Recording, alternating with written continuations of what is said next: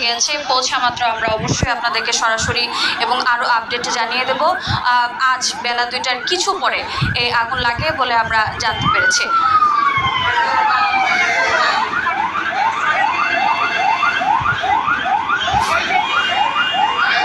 Fire service আমরা যতটা জানতে পেরেছি এই আগুন লাগার পেছনের মূল কারণ কি তার সম্পর্কে এখনও কোনো স্পষ্টতা জানা যায়নি।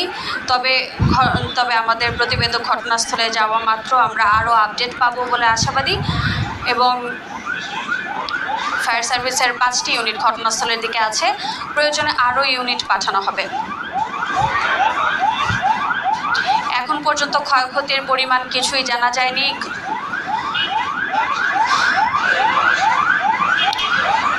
ক্ষয়ক্ষতির পরিমাণ কতটুকু হতে পারে তা নিয়ে অনেকটাই সন্দিহান, কারণ ঘটনার ব্যাপারে কোনো বিস্তারিত কোনো তথ্যই জানা যায়নি।